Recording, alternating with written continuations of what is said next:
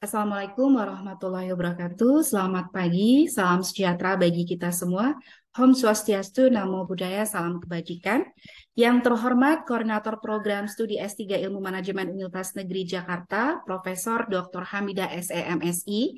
Yang terhormat Profesor Dr. Suherman SEMSI dan Dr. Gatot Nazir Ahmad SSI MSI selaku dosen penguji. Yang terhormat promotor Ibu Dr. Igusti Ketut Agung Ulupui SEMSI AK, kopromotor Bapak Agung Darman Buhdadi MM PhD, dan yang saya banggakan, teman-teman sejawat S3 Ilmu Manajemen Universitas Negeri Jakarta. Dalam seminar proposal ini, izinkan saya mempresentasikan ringkasan disertasi saya yang berjudul Hierarchical Linear Modeling pada Determinan Struktur Modal di Indonesia. Penelitian ini dilatar belakangi pada studi keuangan pada determinan struktur modal yang memiliki data yang bersifat hierarki, namun biasanya dilakukan dengan ordinary least square ataupun regresi data panel. Nah, hal ini dapat menyebabkan ecological fallacy, di mana jika tetap menggunakan OLS ataupun regresi data panel, maka model yang terbentuk itu akan bias. Nah, apa yang disebut dengan data hierarki? Kalau Bapak Ibu memiliki data seperti ini adalah data individual dan ini adalah data kabupaten. Nah, data hierarki itu adalah gabungan dari data individual dan data kabupaten. Nah, jika Bapak Ibu ketemu data yang berstruktur seperti ini dan dianalisis dengan menggunakan ordinary least square, maka akan dihasilkan ecological fallacy, sehingga berakibat dihasilkannya keputusan yang bias. Jadi apa yang disebut dengan ecological fallacy? Ecological fallacy is drawing conclusion about specific individuals based on aggregate data on the larger group. Jadi contohnya atau menarik kesimpulan data berdasarkan agregat atau rata-rata data. Contoh misalnya di suatu kelas itu didapatkan ternyata kelas ini memiliki nilai rata-rata IQ yang tinggi. Nah, kalau kita menganalisis seperti itu ada sebenarnya suatu kekeliruan karena ternyata sebenarnya ada siswa yang memiliki IQ yang rendah, yaitu yang 50 ini. Kemudian ada yang IQ sedang, kemudian ada 2 yang memiliki IQ yang tinggi. Contoh lainnya adalah, misalnya di sini saya dipastikan pasti suka nih olahraga sepak bola, karena sepak bola itu adalah the most popular sport in the world. Nah, ini adalah suatu kekeliruan yang disebut dengan ecological fallacy. Nah, data hierarki itu adalah kumpulan unit analisis mikro dan unit analisis makro yang membentuk suatu struktur tersarang. Nah, data seperti ini tuh sering dijumpai pada penelitian-penelitian antara lain ilmu sosial, pendidikan, ekonomi, manajemen, teknik, dan sebagainya, karena penelitian ini terpusat pada masalah bagaimana hubungan antar individual dengan lingkungannya. Nah, data hierarki melanggar asumsi kebebasan karena struktur hierarki terjadi ketergantungan atau dependence individu unit mikro di dalam kelompok unit makro yang lebih homogen. Nah, OLS dan regresi panel ini tidak dapat menangani masalah ketergantungan atau dependence pada struktur hierarki ini. Contoh dependence adalah sebagai berikut. Misal ada dua keluarga Pak Subroto dan keluarga Pak Ramli, yang masing-masing memiliki 3 anak. Jika kita lihat kemampuan bermusik Anto dengan Budi, ini akan lebih mirip satu sama lain dibandingkan kemampuan bermusik Budi dengan Eni. Seperti itu. Begitu juga dengan kemampuan bermusik Dewi dengan Freddy akan lebih mirip satu sama lain daripada kemampuan bermusik Dewi dengan Cinta. Nah, ini yang disebut dengan dependence. Dalam studi struktur modal, misalkan ada 2 buah sektor farmasi dan konstruksi. Struktur modal pada Kalbe Farma akan cenderung lebih mirip satu sama lain dengan Kimia Farma ketimbang dia lebih mirip dengan Adikarya. Jadi Kalbe Farma dengan Adikarya akan lebih jauh kemiripan struktur modalnya. Begitu juga dengan Wijaya Karya dengan Waskita Karya akan lebih mirip satu sama lain struktur modalnya dibandingkan Waskita Karya dengan Indofarma, seperti itu. Nah, ini adalah data hierarki yang bersifat 2 level. Bagaimana untuk data hierarki yang bentuknya 3 level? Nah, ini adalah data hierarki 3 level. Level pertama student berkumpul menjadi class adalah level 2-nya, kemudian kelas-kelas berkumpul menjadi school adalah level ketiganya. Nah, ini juga adalah data hierarki 3 level. Level pertamanya individuals berkumpul menjadi neighborhood. Di level 2 neighborhood berkumpul menjadi country di dalam level 3-nya. Nah, Nah, model hierarki ini tidak menutup kemungkinan bisa sampai level 4, level 5, level 6, dan seterusnya sampai N level. Seperti pada gambar berikut, dan penentuan level itu disesuaikan dengan konteks penelitian dan juga ketersediaan sampel. Nah, mengabaikan ketergantungan atau dependence ini dapat menyebabkan beberapa masalah. Yang pertama adalah melanggar asumsi independensi yang terkait dengan pemodelan standar, misalnya seperti regresi linier. Itu tidak memperhatikan, jadi regresi linier itu tidak memperhatikan korelasi antar klaster atau kelompok ya, sehingga berdampak pada hasil standar error yang kecil yang menyebabkan p-value yang tidak tepat atau incorrect. Sehingga ini berdampak kepada kemampuan untuk seseorang untuk menarik kesimpulan yang valid dan handal baik dari tingkat mikro maupun tingkat makro. Nah, oleh karena itu perlu adanya strategi pemodelan yang lebih baik, dan salah satu pemodelan yang dapat digunakan untuk teknik analisis berstruktur hierarki adalah hierarchical linear model ini. Nah, kenapa struktur modal dipilih dalam penelitian ini? Karena yang pertama, penjelasan teoritis dan pengujian empirisnya telah diteliti lebih dari 50 tahun. Tapi faktor-faktor yang mempengaruhi keputusan tetap sulit untuk dipahami. Dan ada 90 penelitian yang sudah berbicara mengenai determinan capital structure. Namun, determinan capital structure dengan menggunakan HLM ini hanya sedikit, hanya 8 paper. Bapak Ibu, ini adalah 90 penelitian yang berbicara mengenai determinan capital structure, dan yang di highlight kuning ini adalah 8 penelitian yang menggunakan model HLM. Nah, ini Bapak Ibu. Nah, dengan menggunakan post viewer didapatkan temuan bahwa ternyata HLM ini sudah banyak diterapkan di berbagai studi, antara lain pendidikan, pemasaran administrasi publik, kesehatan, manajemen SDM, sosial, psikologi, geografi, teknik kewirausahaan, pengentasan kemiskinan, kesehatan masyarakat, ekologi, kemudian persamaan hak dalam gender, politik, percobaan kimia, kesehatan, dan lain-lain. Namun sayangnya studi mengenai determinan struktur modal dengan menggunakan HLM ini masih sangat-sangat jarang. Nah, kita bisa lihat di sini lingkarannya masih biru, ya, determinan struktur modal dengan menggunakan HLM. Sehingga sangat terbuka peluang penelitian untuk menerapkan HLM dalam bidang keuangan. Selain itu, berbicara mengenai 8 paper tadi, determinan capital structure dengan menggunakan HLM, ini sudah dilakukan mapping untuk mencari research gap dari paper-paper tersebut, ya. Jadi di sini 8 paper tersebut kita analisis bagaimana tipe HLM-nya, kemudian level-levelnya, kemudian apa saja variabelnya, kemudian bagaimana gap-nya, dan bagaimana implikasi manajerialnya. Ini 1, 2, 3, 4, 5, 6, 7, 8 paper tersebut. Nah, dari sini bisa ditarik kesimpulan bahwasanya kebaruan atau novelty dari disertasi ini adalah yang pertama, belum adanya penelitian mengenai determinan struktur modal dengan menggunakan HLM di Indonesia.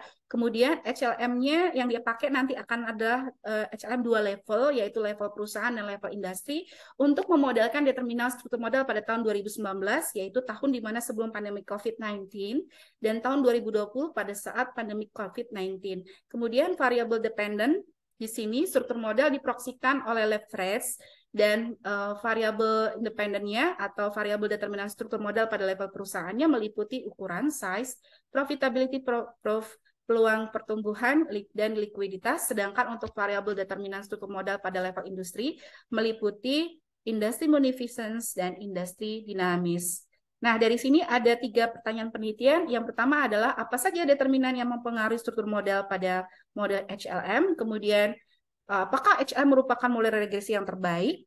Kemudian yang ketiga adalah apakah determinan level industri itu berpengaruh terhadap determinan struktur modal. Dari sini lahirlah 6 perumusan masalah. Yang pertama, apakah peluang pertumbuhan berpengaruh terhadap struktur modal? Apakah profitabilitas berpengaruh terhadap struktur modal? Apakah ukuran perusahaan berpengaruh terhadap struktur modal? Likuiditas berpengaruh terhadap struktur modal? Industri dinamis apakah berpengaruh dengan struktur modal? Apakah industri munificence itu berpengaruh terhadap struktur modal? Nah, dari sini dilakukan pembatasan masalah seperti yang tadi saya jelaskan. Kemudian ini adalah sistematika penelitian, dan ini adalah grand theory, middle theory, dan applied-nya. Untuk grand theory-nya menggunakan teori signaling, agency cost, dan asymmetric theory. Untuk middle theory-nya menggunakan trade-off dan pecking order, sedangkan untuk applied teorinya menggunakan hierarchical linear model pada determinan struktur modal. Nah, tujuan dari penelitian ini ada 2. Yang pertama adalah membangun hierarchical linear model pada struktur modal perusahaan yang terdaftar pada Bursa Efek Indonesia, dan yang kedua adalah menganalisis pengaruh berbagai faktor pada level yang berbeda tersebut. Kemudian kita beralih ke tinjauan pustaka. Di sini hierarchical linear model pertama kali diperkenalkan oleh Goldstein. Kemudian hierarchical linear model ini adalah desain statistik di mana ini cocok sekali untuk yang struktur bersarang. Nah, sedangkan keunggulan HLM adalah dapat menggabungkan prediksi pada level makro dan mikro sehingga dapat memprediksi dan memahami data dengan baik. Kemudian untuk konteks multi-level dapat meningkatkan jumlah riset question dan sesuai untuk memecahkan masalah terutama pada data yang berhubungan untuk hierarki mikro-makro dan menyediakan informasi yang lengkap untuk mengukur semua variabel. Sedangkan keterbatasan HLM adalah yang pertama, modelnya lebih rumit dan lebih sulit untuk ditafsirkan. Kemudian sangat sensitif terhadap prediktor yang berkorelasi. Kemudian harus memiliki kerangka teoritis yang kuat sehingga dapat membantu untuk mengatasi jumlah prediktor. Kemudian masalah multikoordinatas kadang-kadang dapat diselesaikan hanya dengan memusatkan variabelnya, dan karena HLM ini adalah merupakan perpanjangan dari regresi berganda, maka potensi efek distorsi outlier itu harus dipertimbangkan. Selanjutnya ini adalah estimasi model dari HLM-nya. Ini adalah model regresi dua level dengan satu variabel bebas, dirumuskan sebagai persamaan 2.1, YIJ sama dengan beta 0J ditambah beta 1J, XIJ ditambah EI, di mana indeks I menyatakan individu pada level ke-1, ke J, dan tingkat ke-1, level kedua ke J, dan indeks J menyatakan tingkat level 2. Terus kemudian ini adalah variasi dalam koefisien beta J yang dimodelkan dengan variabel penjelas dan residual acak pada level kelompok sehingga dihasilkan persamaan 2.2 dan 2.3. Nah, persamaan 2.1, adalah model level 1, persamaan 2.2 dan 2.3 itu sebagai model pada level 2 itu disubstitusikan ke persamaan 2.3 sehingga didapatkan model regresi multilevel sebagai berikut. Nah, persamaan 2.4 itu dituliskan dalam bentuk matriks. Nah, terus kemudian, ini adalah dalam bentuk matriks sehingga nanti diperoleh model level 1 adalah sebagai berikut dan model level 2 sebagai berikut. Di mana di sini kita lihat errornya ini nanti berdistribusi normal dengan varians E. Nah, ini adalah struktur data model 2 level. Pendugaan metode pendugaannya menggunakan IGLS atau Iterative Generalized Least Square. Terus kemudian, ini yang lebih penting adalah ICC. Jadi ICC ini atau Intra-Class Correlation ini fungsinya mirip sebagai R-square, di mana ICC ini adalah indikator untuk mengetahui bagaimana kemiripan variasi dari kemiripan dari klaster tersebut, dan nilainya berkisar antara 0 sampai 1. Kalau nilainya mendekati 0 berarti variasi kemiripan antar klasternya itu tidak mirip, dan kalau mendekati 1 itu lebih cenderung mirip. Nah, selanjutnya akan dibahas mengenai teori determinan struktur modal, dimulai dari teori struktur modal itu sendiri, kemudian kenapa dipilih leverage sebagai proxy, dan kemudian dilanjutkan mengenai determinan struktur modal level perusahaan yang terdiri dari size, profitability, peluang pertumbuhan, likuiditas, serta variabel determinan struktur modal pada level industri yang meliputi industri munificence dan industri dynamism, sampai dihasilkan 6 hipotesis penelitian sebagai berikut. Nah, untuk data penelitian di sini diperoleh dari database The Wall Street Journal. Untuk populasi penelitian terdiri dari 709 perusahaan dari 12 sektor yang terdiri dari 69 industri yang terdaftar pada Bursa Efek Indonesia. Dan sampel akhirnya mencakup 339 perusahaan yang terdaftar pada Bursa Efek Indonesia yang terdiri dari 34 industri sebagaimana yang diklasifikasikan oleh BI, di mana karakteristik perusahaan yang terpilih adalah yang pertama adalah memiliki kekayaan bersih positif dan penjualan positif, kemudian telah berdiri pada tahun 2000 dan mempertahankan identitas mereka dan melaporkan laporan keuangan mereka secara terus-menerus selama seluruh proses periode penelitian tanpa adanya angka yang hilang dari variabel yang diteliti. Dan berikut adalah pengklasifikasian dari Bursa Efek Indonesia yang menerapkan IDX Industrial Classification untuk mengklasifikasikan perusahaan. Jadi di sini adalah digambarkan bagaimana penentuan sektor, subsektor, industri, dan subsektor yang didasarkan pada exposure pasar. Nah, ini adalah formulasi variabel penelitiannya, ya. Dan di sini adalah setelah kita mendapatkan variabel penelitiannya, setelah kita kita lanjutkan dengan membangun model hierarki linear. Nah, ini adalah pembangunan model hierarki linear yang sesuai dengan variabel-variabel pada penelitian ini, seperti itu. Nah, ini didapatkan persamaan yang terakhir adalah persamaan 3.8. Jadi dirumuskan, diformulasikan leverage-nya nanti adalah seperti ini ya, di persamaan 3.8. Nah, adapun nanti ada tahapan-tahapan menganalisis. Jadi tahapan-tahapan menganalisis yang pertama adalah kita membangun pemodel level 1 dan level 2. Kemudian yang kedua adalah menentukan ada tidaknya perbedaan intercept gitu dengan melakukan pendugaan kemungkinan maksimum dari galat bakunya. Terus kemudian yang ketiga adalah membandingkan model-model tersebut dengan melakukan pengujian perbedaan deviance. Kemudian yang keempat adalah melakukan analisis intra-class correlation dengan rumus seperti ini. Dan yang kelima adalah melakukan pengujian hipotesis pada level 1 dan hipotesis pada level 2. Bapak Ibu, saya coba melakukan riset awal untuk menseleksi perusahaan yang memenuhi kriteria tersebut dan didapatkan hasil sebagai berikut. Ini sejumlah 339 dari 12 sektor. Nah, ini adalah referensi dari penelitian ini dan demikian paparan dari saya. Untuk selanjutnya saya kembalikan kepada Ibu Korprodi.